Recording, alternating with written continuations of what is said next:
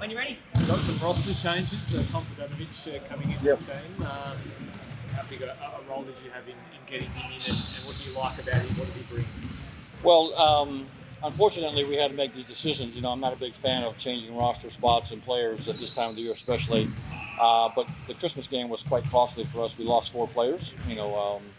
Majuk split his hand wide open, had multiple stitches in his shooting hand. Bairstow pulls his groin.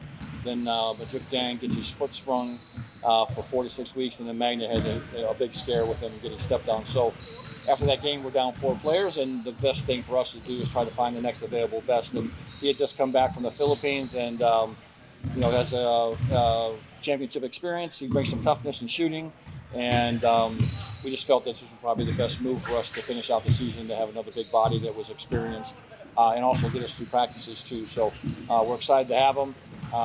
He was excited to come down and get ready back to playing. He's been with us for the last 10 days working out and playing, and he'll get with us in Brisbane when we play in Brisbane.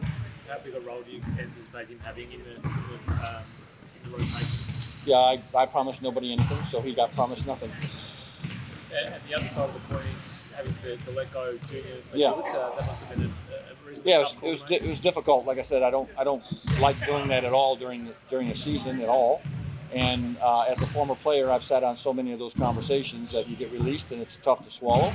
And as a coach, it's just difficult. He was a great kid and did everything we asked him to do here. The laceration on his hand was a bit of a problem, but that wasn't the reason why. It was ultimately just what was best for us moving forward to find one more bigger body.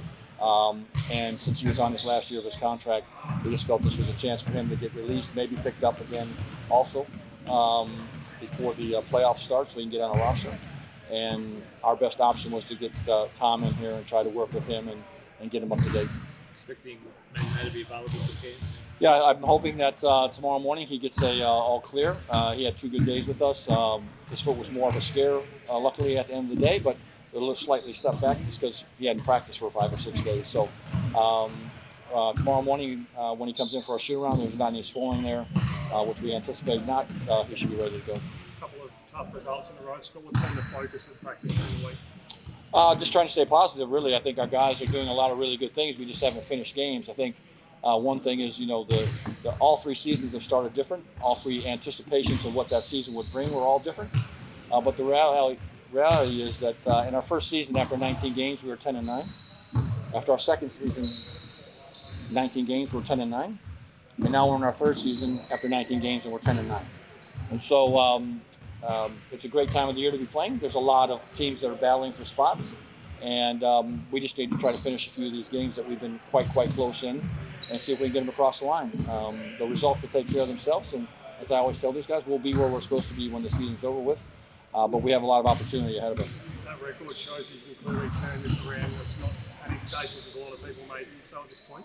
Well, I don't think any of our guys are panicking about anything because we're just continually doing what we do, is just come in and work and try to solve problems and try to get better in certain areas. And our guys, there's no reason to panic. What are we panicking for?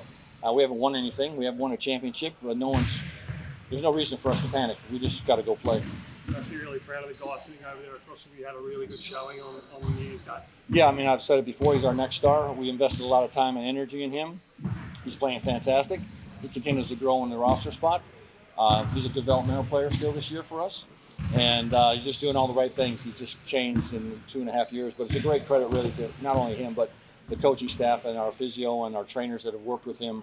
And he's all in, and he's just been growing as a player. Let's give you comfort as well that when Milton and Jordan are sort of getting their shots in under 13, I think they were at one point, that you can sort of hand the keys to Jordan and he can come out and make some big shots and make plays. Yeah, I think the better teams across the board usually have like a 4th option.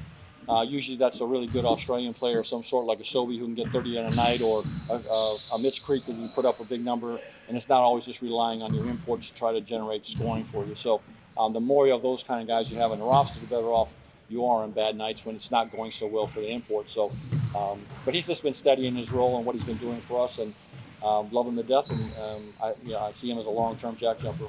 And I imagine when Milton and Jordan, after the performance, they were down on their usual sort of output the other night. They come out and train really hard. Well, they train hard every single day, and the big thing with players over the course of my long career is that you're not going to have your night every single night. It's impossible. Michael Jordan did that. Larry Bird doesn't do that. You're just not going to. The really, really good players figure out how to impact the game when it's not going well for them. And there's going to be a lot of games that's just not going to go well for you. You're not going to score. So how else can you impact the game? That's any of our guys across the board. Is it rebounding? Is it defending? Is it being a great teammate? Those kind of things are hugely important for us moving forward. And for those guys, if it's not your night, how are you impacting the game? I thought the way Marcus really stood up on New Year's Day also was a huge positive out of that contest. Yeah, I mean, it was unfortunate that we didn't get that one across the line because it was his best game on both sides of the ball, and he played with great energy and what we were expecting from him for most nights. And, the challenge for him is, can he duplicate that again and play with that kind of passion? And for the most part, he stayed out of foul trouble and did his job, and we're quite happy with him. Put New Zealand on the line, I think it was 34 times in that last game. Is that a sort of one-off problem isolated to that game, or is that an issue that's sort of... No, it is a problem. It's not a one-off.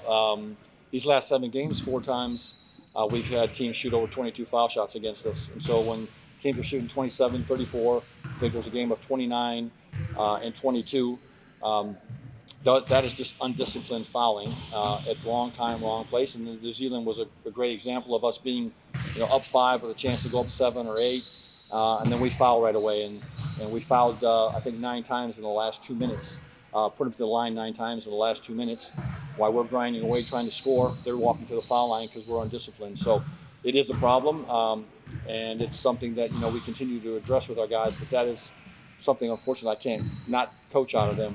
They have to have the discipline and the wherewithal to do the right things. I was going to sort of ask, what can you put in place to prevent that, or is that just down to the guys on the floor? Yeah, I mean, we show them video. We obviously tell them what we're looking for and why these fouls are occurring. But on the other hand, we're not the only team fouling, and sometimes it can be quite lopsided in those kind of games. We just have to figure out for us to be more aggressive offensively to get to the line, so we're shooting more foul shots. And then it just goes back to individual discipline, not reaching in at the last moment or being out of position. And those things are things we do through video with them constantly. I've got a few questions from the 7 cans here. How big of a loss is Maddock for the team at the moment? Majuk Dang? Yeah.